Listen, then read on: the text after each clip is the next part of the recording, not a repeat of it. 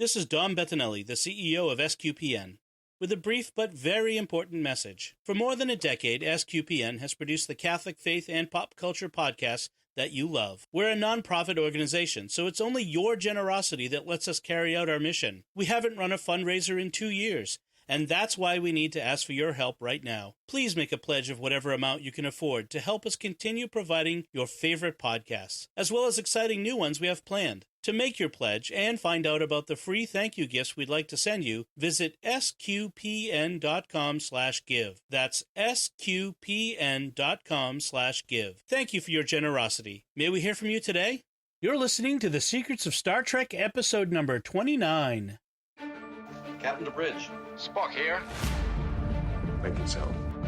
Surrender is not an option. Attention crew of the Enterprise, this is James Kirk. We are all explorers, driven to know what's over the horizon, what's beyond our own shores. We would have helped you get home if you had asked. That's who Starfleet is.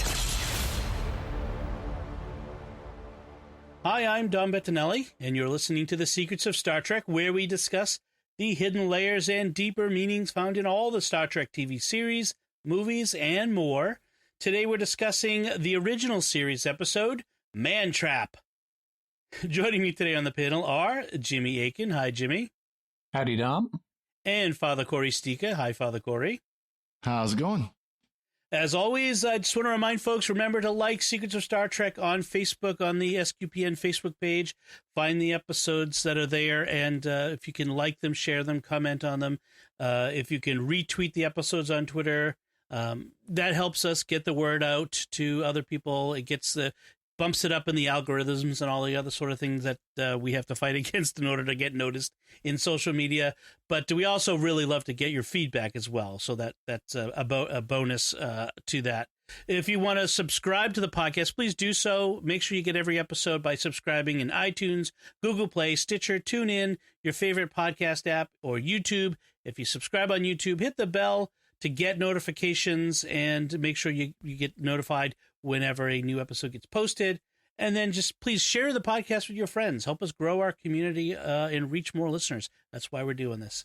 Jimmy, you have an important and timely message for our listeners.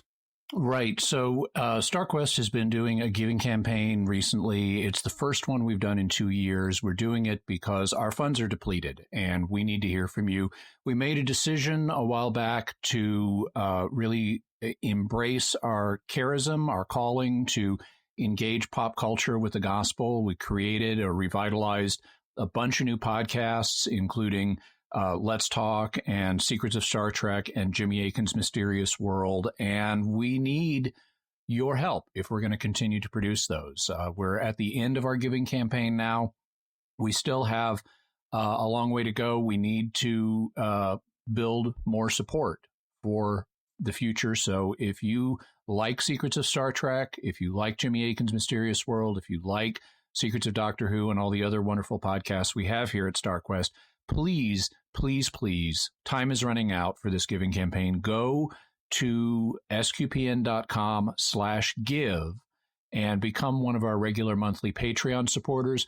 We have some wonderful thank you gifts we'd like to send you, including ones themed around Star Trek. One of them is the autobiography of James T. Kirk, and we're actually going to be doing a future episode of this podcast just on that book. So get your copy now by supporting StarQuest, and you'll be all up to speed for when we do that episode, and you'll get so much more out of it, as well as getting more out of Star Trek in general. So please do help us out. We are serious about the fact that we need your support if we're going to continue to produce these podcasts. In fact, one of the podcasts that we recently began, StarQuest Headlines, which was a daily podcast we were doing, we had to downgrade it.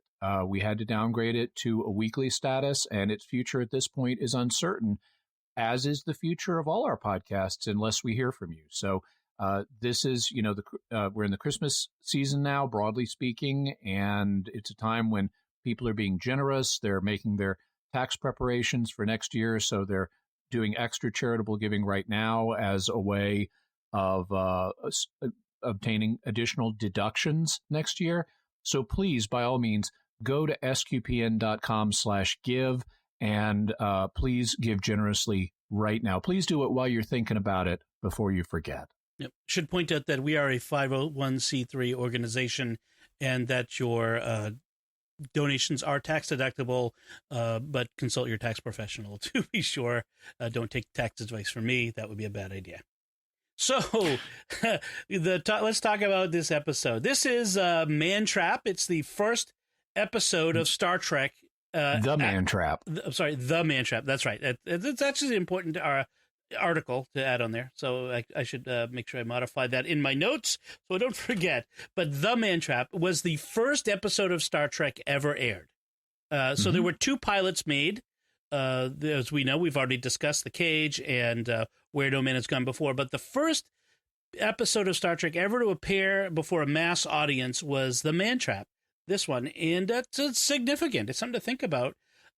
This was the public's first exposure to the show, right? And to kind of spoil my conclusion, I think it was a good one. I think it was a good exposure. This is as I watched it, with a critical eye. This has pretty much everything I like about Star Trek in it. All the characters are fully realized, pretty much. And it's got all of the elements that I always enjoyed. So to kind of follow up from, okay, go ahead, Jimmy. You're going to add. Well, I was going to say let's start by talking about the title, because this is a term. We've got a lot of younger listeners, and even when I was growing up watching Star Trek in the 70s, Man Trap was kind of an old-fashioned term, and so I would imagine there are a lot of people today who are not familiar with it. It can mean a number of different things. Today, it's generally understood to mean human trap, just something that traps people. But that is not what it meant back in the day. It meant a woman who is on the make, the female equivalent of a Lothario, right. Some woman who is out to seduce a man and possibly also marry him, but at least seduction. And this word has an interesting history. One of the things that one of the uses that I'm aware of, a famous historical one, is it's actually in the play Our American Cousin, which is the play that Abraham Lincoln was watching when he was assassinated by John Wilkes Booth. And Booth, being an actor, knew the play and knew where the funny lines were, so where there would be lots of laughter. And he actually planned to use the laughter after this one particular line to make the assassination attempt, so it would cover the sound of the gunshot, and the laughter would. And the line is one that occurs when the title character, the American cousin, is talking to one of his British relatives who's just accused him of being uncouth because he's kind of this, unpolished American in high society England. And he says, "Don't know the manners of good society, eh? Well, I guess I know enough to turn you inside out, old gal, you sockdologizing old man trap." And that was considered one of the funniest lines of the play, and it got a huge applause, and subsequently it's gone down in history for that reason. Oh, that's portentous, given this episode, is titled The Man Trap, and aired. It's about a seductive woman who's killing guys. Yeah. What was the date that Kennedy was shot? 1963, November 22nd. So this was still 3 years later. This is 3 years later. This people may have already been thinking about Lincoln. Maybe I don't know. That's an interesting thought. But what we have here is a different kind of man trap, an alien creature that takes the guise of. He wants men for their salt. For their salt, yes, a salt vampire, which is a cool concept. Yes. It sort of takes that vampire. It doesn't want your blood. It wants something else that seems mundane and normal to us, but we need, we can't live without. This is also the first time. This episode is the first time we see the final design for the bridge and the uniforms. We had a different design in the second pilot as well. And in the opening shot, we see Uhura seated at the navigator's console, which is interesting given that in the rest of the episode, it's clear she's a communications officer and she sits at the communications console. So it's kind of funny that we've got this odd arrangement. Sulu is not yet the helmsman. I think it's the character will later be identified as crewman Leslie.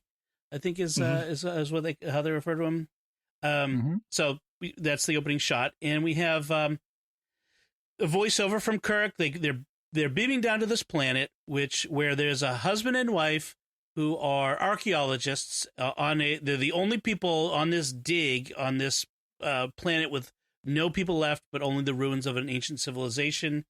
And they have to, as part of Starfleet regulations, they have to receive a visit from a ship and get medical exams from the doctor. That's every year. And the twist is that the wife of this couple is an old flame of Dr. McCoy. Which is nice character development. I wish we got more background on characters other than Kirk in the original series. Yes, that's true. We do get some in some of the movies and some of the other stuff, but not in the original series.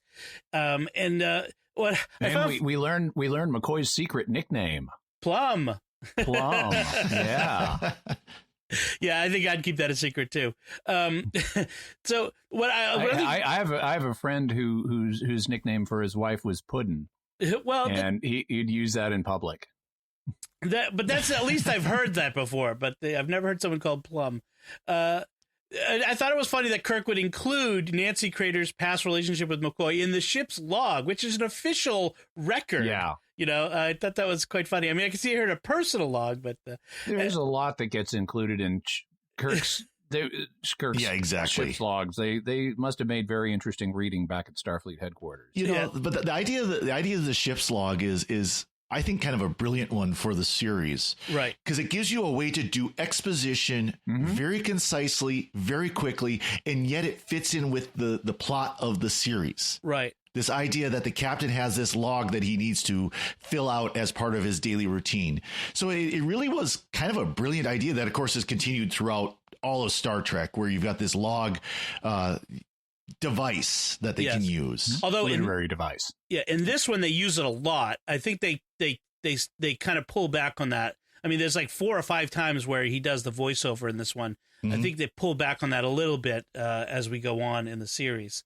I do like that he when they're down on the planet, Kirk starts mocking McCoy about him being nervous to see her again, about bringing flowers to her as he pulls up some like weeds. Yeah. But McCoy, dead weeds. Yeah, McCoy gives it as well as he gets it. He kind of, so that's how you think you get a girl. And they wanted to establish a relationship between Kirk and McCoy very early on. I mean, that was pretty clear about that. Yes, that's very clear. It's interesting because even though this was the first episode aired, it was not the first episode of the regular series produced. Right. Correct. And they deliberately aired it out of order because the network thought it would be better to have like a planet-bound, so not set on the ship episode that had a monster and that wasn't too cerebral and stuff. But it functioned so well as an introduction because we have all these character moments. I mean, we have you just mentioned the Kirk McCoy character moment, and later we have this wonderful Spock Uhura scene. Oh yes, where she's talking about, if I hear the word frequency once more, I'll scream. And he says, well, that would be very illogical for a communications officer. And so we've just learned she's the communications officer. He's Mr. Superlogical. She starts talking about, tell me about Vulcan's moon. And he says, well, Vulcan has no moon. And she says, I'm not surprised. And we just learned so much about, She flirts with him outrageously. She tells him to tell her that she's beautiful. And you can see how uncomfortable he feels at that moment. And we just learned so much about these characters through that interaction. It is an awesome introduction to them. far better than what we get in Encounter at Farpoint. Thank you. Yeah. We also get when they learn someone on the planet has died, and Mr. Spock just basically says, thank you, so noted, or whatever. Uhura is shocked at his insensitivity to death and says, it could be the captain, and he's the closest thing you have to a friend. Yeah. And we just have the basic forecast relationships laid out for us right there in this in this story that wasn't even meant to be an introduction. Right. In fact, it was the 6th episode produced of the original series. So what I find interesting is that this repartee, this flirting between Uhura flirting with Spock, I'm not sure there's much going in the other direction, was sort of the basis. She's not so much flirting with him as flirting at him. You're right. It sort of is the basis for what we see in the Kelvin reboot, the J.J. Abrams movie, Yeah, which I was thinking the same thing. Yeah, that actual relationship between Uhura and Spock, which is kind of a fun thing to see. That it goes right back to the very beginning. This is more fun, though. Yes. Well, you can't beat Michelle I do Nichols. like those Spock, as she's flirting with him, he actually does the collar, he's kind of adjusting his collar as she's talking. Is it warm in here, or is it just me? Yeah, exactly. So back on the planet, they Kirk and McCoy and Ensign Dead or crewman Dead. Not wearing a red shirt yet. Crewman Not wearing a Green. red shirt yet. Yeah, it was the Dead Man Walking is his name. No, Darnell is the one in the first one to die, and they all go into the apparently the ruins that they've made that Dr. Crater and Mrs. Crater have turned into their home. They're not there yet, and then she walks in. And everyone sees her as what they expect, or in some cases would love to see. So McCoy sees her as he remembers her from, I think, 10 years ago, the last time he saw her. Star Trek Discovery time. We could see Nancy Crater in an upcoming episode, only not the vampire version. Yeah, and McCoy. That would be nice. That'd be kind of fun to see. Maybe they would bring in the guy from Kelvin timeline. That would be fun. So they... Then Kirk sees her as a woman of older her age. Nancy Crater. Yep. And then Crewman Darnell sees her as the chick he hooked up with at the Wrigley's Pleasure Planet on his last vacation. It sounds like a low budget Risa. Yeah, exactly. Yeah. That's one thing I kind of noted though is this seemed kind of an inconsistency in the episode, because this first scene, they each see a different woman. But from that point on, everybody sees the same person that this shapeshifter is changed into. I kind of took that as the shapeshifter figured out that it's a bad idea to look different to different people. Because this was the first time that it's had multiple people looking at it. Yeah. It also is drawing on the memories of the people around it for its appearance. That's one of the reasons it zeroes in on McCoy late in the episode. It even says so. It says, because talking about Dr. Crater, Robert Crater, her husband, she said, the monster says, I don't relate to them, meaning other people, as well as you. You have such strong memories of me. I like your feelings better, much stronger. Right. So apparently he feels stronger about her than most people, and that's helping her with her disguise and goals generally. It's apparently not just a vampire of salt, but a vampire of love. It's a salt and love vampire because it feeds off of strong emotion as much as the salt. Now, that would have been a great title, The Salt and Love Vampire. Also, I think you can explain the difference in the appearances another way, because initially, in that first scene, the only person who knows Nancy Crater is McCoy. And the others apparently have not seen a picture of her. And so their imaginations are going to fill in what they expect her to look like. But whereas his memories are going to tell him.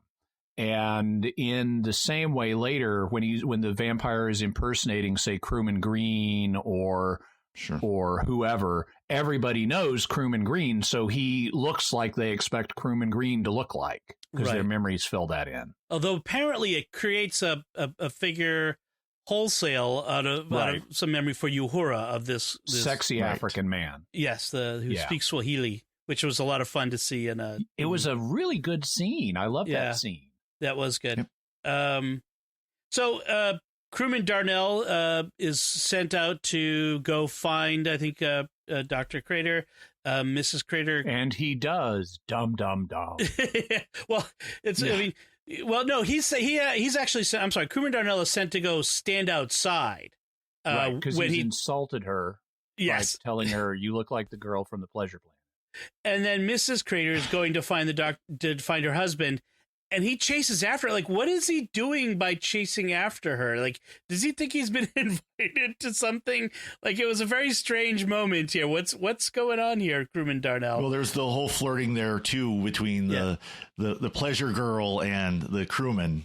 Yeah. I mean, she gives him a little lilt, the walk and the whatever you see there, and it's like, okay, I'm not sure what you're doing there, buddy, but that's a bad idea, even if she were the real deal.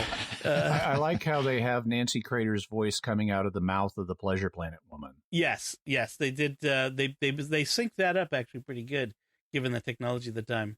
Dr. Crater comes back in the meanwhile. He's belligerent, combative, and then once he realizes they've seen Nancy, he's suddenly polite and welcoming. So obviously, he doesn't want them there to discover the truth, but. He seems like kind of a jerk. I'm just going to come out and say it. So here's one of my problems with the writing in the episode. Crater, both Robert Crater and Salt Vampire Nancy Crater are like super adamant, obsessive, stay away. It's like you're just going to attract attention by taking this attitude. Mm-hmm. And they're both super obsessed about Salt. Right. Which the other characters notice, and I'm going, why? Okay, he says later he doesn't remember whether it was a year or two that the vampire killed the real Nancy Crater. Well, if as we're told, they have a starship come by every year to run physicals on them, it had to either be within the last year or there's a way to pass the medical tests and fool them into thinking you're not a salt vampire. So either they have a way to fool the medical tests, in which case they should just chill out and not worry about them, or they don't have a way to pass the medical test, in which case they should still chill out and try to find a way to fool them. And they don't do either of those things. They get super defensive, super secretive. That's just going to attract more attention. Or it was less than a year ago. Well, that's what I mean. In which case, they should still chill out and try to find a way to fool the test. Yeah. But it also, if it's less than a year, that even makes it more super creepy than it is, because this guy has. I mean, if a salt vampire killed my wife, I would not be getting romantically involved with the salt vampire. I'm sorry, that is not happening. I would be killing the salt vampire, and I wouldn't care if it's the last of its species. Although Kirk kind of calls him on that, doesn't he? Like in the briefing room, your own private whatever. Like he really alludes to. It is really creepy, and especially creepy if it's been less than a year since the real Nancy died. Yeah. So that's just super creepy. The best I can do in terms of headcanon is this thing is telepathic and it's doing some kind of telepathic thing on him. Well, we do know that it has the ability, like classical human vampires, it hypnotizes, affects your perception. So there's possibly, we could headcanon some of that. We do get so Crewman Darnell is Dead Man Walking. He's dead.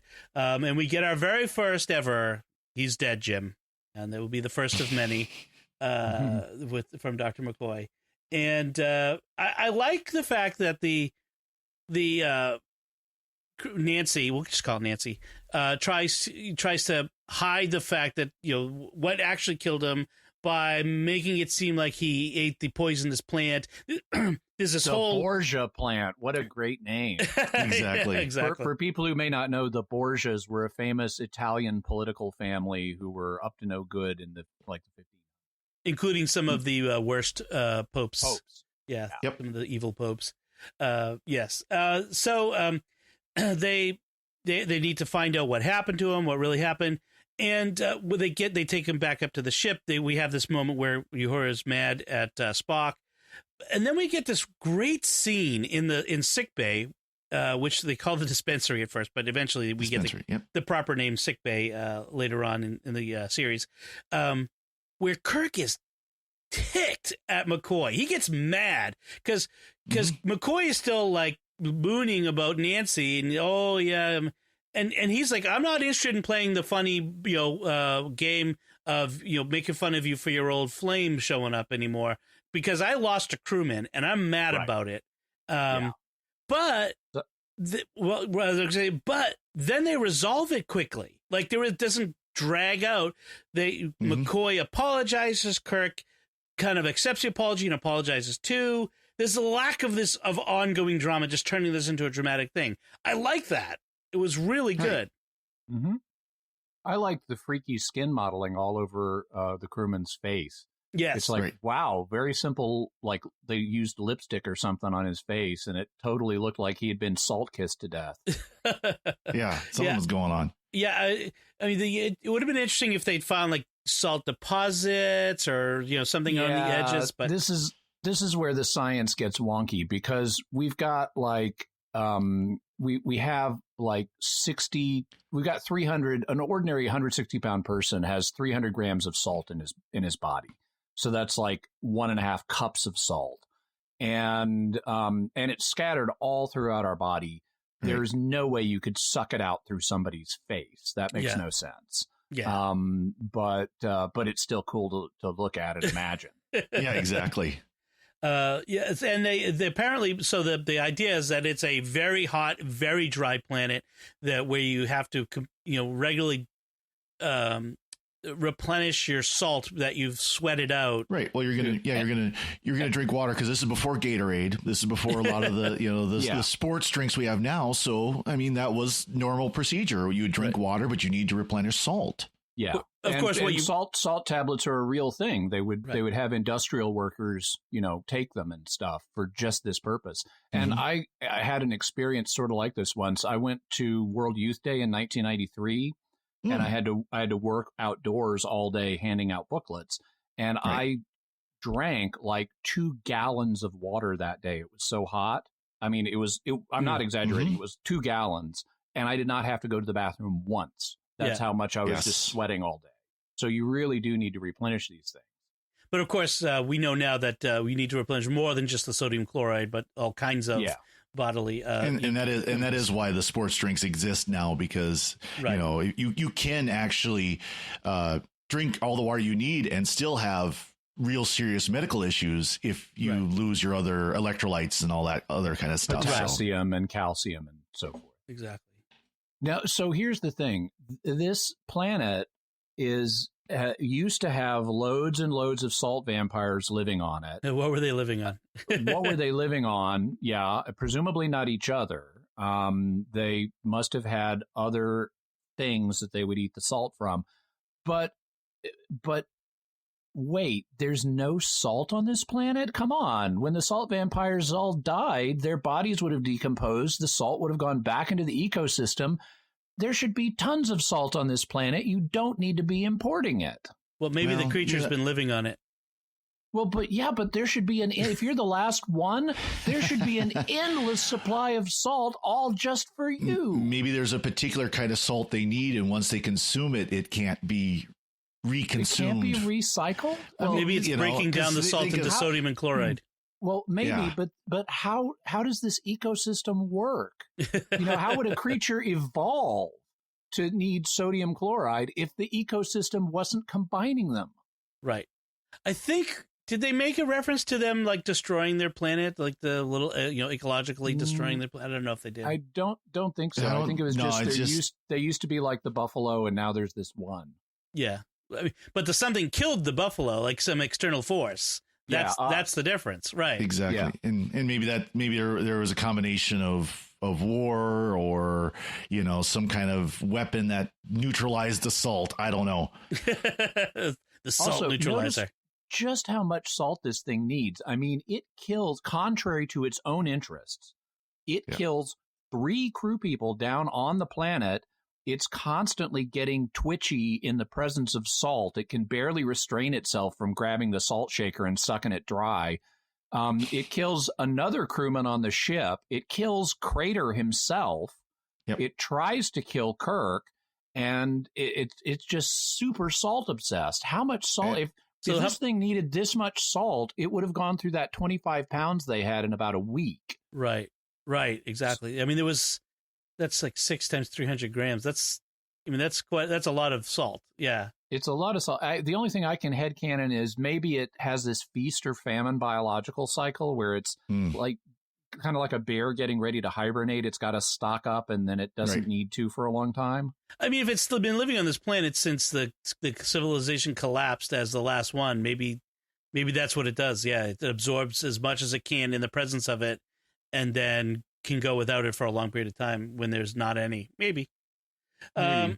So we have maybe who knows? It's fun to think about. We have Janice Rand delivering lunch to Sulu, the yeoman, who gets hostile work environment from these crewmen in the corridor. Oh boy, those guys should have got slapped with a lawsuit or demotion or something. And Rand is the one character who's not well introduced in this episode because the crewmen say, "How would you like to have her for your own personal yeoman?" And then the only thing we see her do is deliver lunch to Sulu. And to my mind, delivering lunch is not part of a yeoman's duties as far as I'm aware, although I could be wrong about that. But she's Kirk's personal yeoman. Right. And somebody else brings lunch to Kirk. And so if you don't know anything else about her, this doesn't make any sense. I did notice there's a whole lot of eating, drinking, normal, like everyday activity going on. Yeah, that's good. They try to show, which, Although food in the 23rd century on starships looks really unappetizing. Well, I like the red celery. I mean, it's clear. Yeah, that was about the only part that looked, somewhat appetizing. The little square, crunchy cubes that they were popping in like popcorn really did not look that interesting. I thought that was like cantaloupe and stuff. Yeah. It's like a celery in a fruit plate. Yeah. Well, no, I think, in the mid 60s was during the time when the idea of science would engineer better food for us was all the rage. And the idea that foods were starting to become available and things like that. So healthy food was processed food. I mean, really, that was the thinking. Yeah. We've since come around from that. Swanson's TV dinner. Okay. Small tangent. The red celery. I listened to a podcast all about celery recently from America's Test Kitchen. Really, you'd be surprised. In fact, celery used to come in all kinds of colors and shapes. Spiral celery, and it was considered high-class food. At one point at the beginning of the 20th century, it was more expensive than fish eggs, caviar. Oh. So cool. Well, that's funny. Okay, so another parallel development like that? Yes. Aluminum originally was extremely rare because it combines so well with other elements. You almost never find elemental aluminum. And so it was super expensive. It was more expensive than gold and platinum. Wow. And so rich people would have their aluminum spoons and forks and knives for the really special occasions. They leave the gold stuff in the cupboard. That's awesome. Okay, so back from the tangent, we could. I think Jimmy can out tangent me on stuff. So Sulu is still working in the botany lab at this point. Sulu is not yet helmsman, or maybe he's off duty and this is his hobby. Right. Really nice botany lab. I wish we got to see more of this. Yeah, we never did. In fact, and I got to say, I kind of like the practical effect of Beauregard, the plant. Yeah. How'd you like to be the crewman, though, that had to be underneath the table with the hand puppet? That was a lot of fun. Beauregard is so much fun. It looks totally cheesy, but it looks okay for the time and the budget. And I had fun with Beauregard. I think that's cool. There's a very funny line where Sulu says to Janice Rand, and thanks for bringing him lunch, "May the great bird of the galaxy bless your planet." Well, Star Trek fans know that was actually a nickname for Gene Roddenberry, was the great bird of the galaxy. Right. I haven't seen where exactly it came from, but I think this may be the origin of it. Oh, I think okay. that my guess is this line came first, and then it got applied to Gene Roddenberry. Okay. And then it enters canon. There are other really weird lines in here, some of which are not very effective, even though the food eating and stuff and getting lunch arrangements done, and that's all very normal. But then we have the 1960s cheesy space dialogue, like, why don't you go chase an asteroid? And I like that. I kind of laughed about that one. And suppose he's going space happy or something? It's the future. Everyone's in space. You don't have it's that old classic. You don't have to make everything space language because you're in space. Admittedly, I like the asteroid one because that kind of implies go jump out an airlock and chase an asteroid, or go jump in a lake. Right. So later on, there's lots of chasing around through quarters. The salt vampire has got on board. By the way, notice the datedness even of go jump in a lake. Yeah, I know to me and Dom and probably Father Cory, it sounds fairly normal, but it also sounds like something from our childhoods. We would not say that today. That's true. Yeah, slang and jargon does age very quickly. I still use the take a long walk off a short pier. I do still use that one. Another classic. Today people would just go straight for the F word. Yeah, I know. Right. It's a less subtle time. So there's lots of chasing the vampire around on the ship, and it trying to unsuccessfully attack people. It gets one guy in the engineering suit. But otherwise, tries to get Uhura is not successful. We get to the Crater is still on the planet, and they're still trying to scan the planet looking for Nancy Crater. I like the fact that when Kirk is trying to get McCoy to sober up, metaphorically speaking, he tells him we need to go back up to the ship where we have equipment that could pinpoint a match on the surface of this planet. And right. That's actually, quite believable given the resolution orbital sensors have now, that's quite believable. Yeah, exactly. Although he tells Spock to break up the scanning equipment because it's not just part of the as if you have to take out some equipment and set it up. There was a moment where they captured Dr. Crater.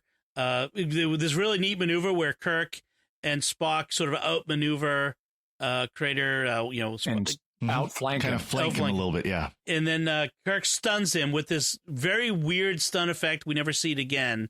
This has this weird sound, and this effect where it Crater's he talks slow and drunk for a moment before he snaps out of it. Exactly. Yeah. The voice slows down. A very, very odd effect. I'm glad they got rid of that. So they've got Crater on board. The creature has convinced McCoy to take a sleeping pill because he hasn't been sleeping through all of this, and Kirk had told him to take a pill, and which he happened to have sitting on his desk. And she convinces McCoy to take the pill. He's a doctor. He's got pills everywhere. I know. And it looks like Tic Tacs. And the creature assumes McCoy's shape, and they have this neat effect from the inside of McCoy's quarters where they pan from him laying on the bed across the wall, a blank portion of the wall, which they can then cut and then pan over and see McCoy standing by the door, which is fun. We have the scene in the briefing room where everybody's giving their reports, and McCoy, as the salt vampire, as McCoy is distracted. Crater is there. Crater recognizes her. Somehow he knows. Who knows? And Kirk figures out that he can recognize the vampire no matter what form it's in. I like Kirk's insult. You bleed too much, Crater. You're too pure and noble. As he then launches into. It's like, is he serious? And then he seems to indicate, no, that was all just sarcasm. Yes. As you've created your own private heaven. And so he tells McCoy to break out the truth serum, which, again, in the 60s was a thing that was sort of a semi-futuristic. Today, we just go straight to the MRIs. Right. Yeah, exactly. Sodium pentothal is sort of a thing now, but not really all that effective. Not for truth purposes. Exactly. We get eventually the creature attacks Kirk, and so we've set up the situation where Kirk is in the quarters after it has killed Robert Crater. Right. So this thing totally turns on Crater, and it's ambiguous, or it seemed to me it was ambiguous. Is it because it's so starving, or has it realized that Crater's a threat to it now, and so it calculatingly kills him to eliminate the threat? I felt like it was like Crater now it knows it can, since Crater can identify him, Crater's a threat. McCoy is the better option because she says you've got stronger emotions, you're a better deal. Right. So how evil and creepy is this vampire? I mean, this is a really manipulative thing that has no loyalty to this guy that's been taking care of it. Well, this is the point of survival. This is the point of survival of the fittest, and it's going to be the one that survives. Right. I mean, the whole thing is creepy. Him being creepy with her, she's being creepy with him. I love the bit where Kirk is like baiting it with the salt shaker. And it Leonard, make him stop. It's so ridiculous. And then when it started to suck the salt out of Kirk and Spock rushes in and he's like, good, Nancy, take this. And he's smacking her around and she's just standing there like all this Vulcan strength is nothing to her. And it looks big ridiculous. Grin on her face. Yeah. And she throws him across the room. Someone needs to do a supercut of just that for like an hour or something. Oh well, yeah, we need a gif of Spock just whacking her back and forth like that. Also, Kirk screams when she's sucking the salt out of him. Presumably, no one else did because if they had, they would have been discovered. So McCoy, had wrestled with Kirk and ended up with the phaser's hand. So McCoy obviously has to be the one who has to make the decision to shoot her and kill her. And he does. And he does. Well, I mean, certainly once you see her true form, which is kind of creepy. When I was a kid and saw this, that one stuck with me. I thought it was a good Alien. I mean, it's the practical costume effects from the 60s, so it's not, super great. But for the time, I thought it was quite good. Oh, yeah. When I was a kid, I thought it was pretty good. So I wonder if this salt vampire has a death wish because it is so acting contrary to its own interests throughout this whole episode. It just wants to end it all. It's constantly making mistakes. Yeah. And then at the end, it shows its true form to Dr. McCoy. It's like it flashes him with the fact, I'm not really Nancy. Look at how horrible I am. And that's what tips him over the edge to kill it. So I kind of wonder if this thing has a death wish. And interesting, I like McCoy right before he shoots says, Lord, forgive me, as he shoots. I mean, this is a time when, when people would still voice religious sentiment, back in the 60s, would still be part of who they are on television. In television. And so he seeks forgiveness for what he's about to do because he's conflicted, because he's confused, I think, is part of it.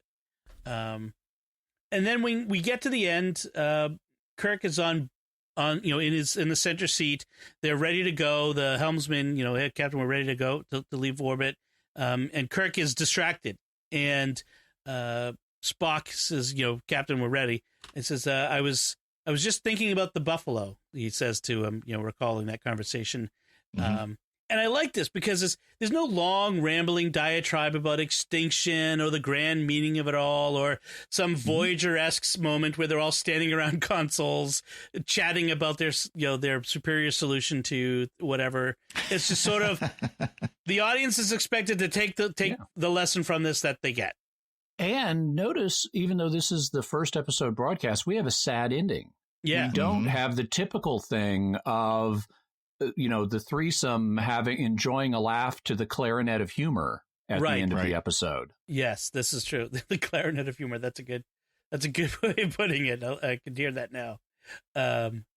So do you guys have any other notes on this? Those are my notes. Jimmy, do you have anything more you want to say about it? Just two little short things. I thought Crewman Green was very effective once the salt vampire replaced him. He was really creepy.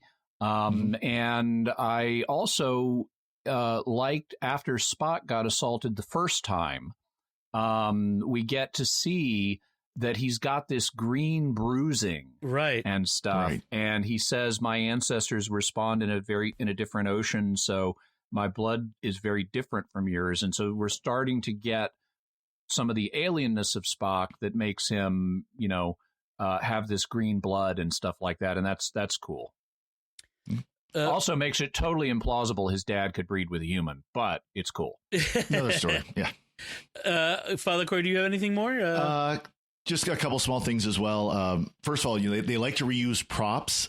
Crater's weapon was from the cage, was the phasers they used in the cage. That's right. So they like to reuse, and I think that's the second time we've seen it. I think they showed those again where No Man Has Gone before. I think they showed up in there as well. And then I just kind of laughed where, there's Sulu and Rand finds the dead crewman, and Sulu immediately runs over and touches the spots as if he couldn't be possibly contagious with something that Sulu now has because he just touched the spots where he's contagious. That could be as deadly as touching a pating for all he knows. Exactly. Oh, there's an old reference from a few months back. So maybe he's trying to see if it rubs off. So one of the other things I didn't mention was this moment where they get this call from the starbase on Corinth 4 from base commander Jose Dominguez, who desperately needs his chili peppers. Mm-hmm, and Kirk says they're prime Mexican reds. I handpicked them myself, and you won't die if you go for a few more days without them. And I'm like, wow, that's it's just a something from its time. Just put it that way. What I want to know is this Starbase first Corinth 4 or Starbase second Corinth 4? Oh, so we've read a letter to them and we'll know. Find out. Yeah, we'll find out. So all right, so that's the Man Trap.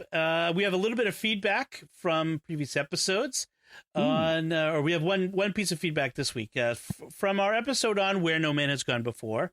Alfredo Barundas tells us on Facebook, something you may have said and I missed. No, we did not say this, but thanks for catching it. The actor playing Lieutenant Mitchell, Gary Lockwood, also played Dr. Poole in 2001: A Space Odyssey. He's not very lucky in space. I'm Apparently sorry, not. Dave. You're dead again. So thank you, Alfredo. That was a good catch on that one. So that's it from us. What did you think of the Man Trap? Was this an episode you enjoyed? What do you think of what we had to say about it? Let us know by going to sqpn.com/trek, find this week's episode, and leave a comment there, or go to the SQPN Facebook page and leave us a comment on the episode there. You can send an email to trek@sqpn.com. You can find links relevant to our discussion on our show notes on sqpn.com. And remember, our giving campaign is coming to a close. We need your help now. This is a very urgent call. So if you can go to sqpn.com/give and become a patron and help us continue our mission, 5-year mission to bring you these great shows that you're enjoying and that are reaching a lot of folks. So help us continue that by going to sqpn.com/give. Until next time, Father Cory Sticha, thank you for joining me and sharing the secrets of Star Trek. Glad to be here, and thank you, Dom. Jimmy Akin, thank you as well. Live long and prosper. And once again, I'm Dom Bettinelli. Thank you for listening to the secrets of Star Trek on StarQuest. And remember, I don't like mysteries. They give me a bellyache, and I got a beauty right now.